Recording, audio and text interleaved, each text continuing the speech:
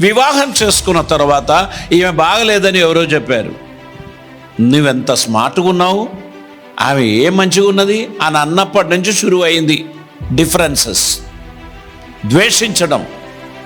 ఈ పురుషుడు సంవత్సరాలు పెరిగే కొలది స్మార్ట్నెస్ పెరుగుతుంది. స్త్రీ పాపం పిల్లలను ప్రసవించి కుటుంబ భారం మోసి కష్టాలు పడి ఆమెకి తొందరగా వయసు ఎక్కువైనట్టు అనిపిస్తుంది.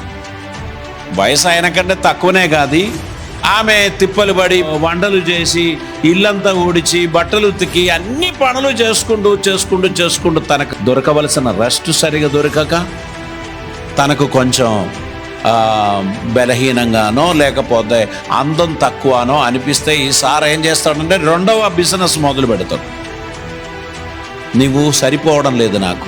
నిజంగా ఆలోచిస్తే ఆమె చాలా అందంగానే ఉంది, కానీ ఆయన కన్నుకు కొంచెం తేడా వచ్చింది. ఇప్పుడు ఆమెను ద్వేషించడం మొదలుపెట్టారు.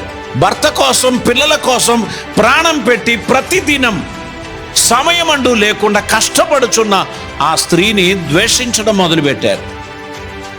రహస్యంగా మరొక సంబంధం. అలా ప్రేమించడానికి స్త్రీలు చాలామంది అవైలబుల్గా ఉంటారు బజార్లో. కానీ నిన్ను ప్రేమించి నీతో కాపురం చేయడానికి బయలుదేరిన స్త్రీ దేవుని సన్నిధిలో ఒక ఒప్పందం చేశారు. మరణం మనల్ని ఎడబాపు వరకు లేమి ఎందును కలిమి ఎందును ఆరోగ్యమందును అనారోగ్యమందును నిన్ను మాత్రం ప్రేమించి నీకు లోబడి ఒక ఉత్తమ భార్యగా నా కర్తవ్యములు చేయగలనని చెప్పినందుకు ఆమె భరించుచున్నది, సహించుచున్నది. దేవునితో చేసిన ఒడంబడిక, భర్తతో చేసిన ఒడంబడిక కాపాడుకోవాలని ఎంతో భక్తితో ప్రయాసపడుచున్నది. కానీ ఈ భర్త ఏమో స్మార్ట్నెస్ పెరిగింది, డబ్బు పెరిగింది, విలువ పెరిగింది, పేరు పెరిగింది, భార్య కొంచెం తక్కువ అనిపిస్తుంది.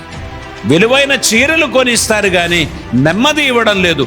బట్టలు ధరించడం కాదండి, ఇమోషనల్ వాల్యూస్ ప్రతి ఒక్కరు తెలుసుకోవడం అనేది important. If you want to have a happy family, then you must value your spouse.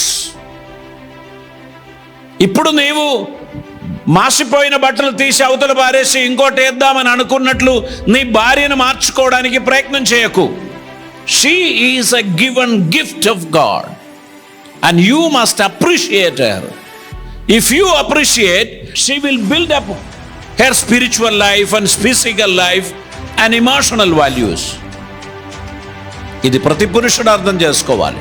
స్త్రీలు కూడా అలాగనే తనకు ఎక్కువ సాలరీ ఉందని లేకపోతే ఎక్కువ చదువు ఉందని భర్త మీద చిన్న చూపు చూడడం, కుటుంబంలో అలజడి, సంతోషం లేకుండా పోవడం.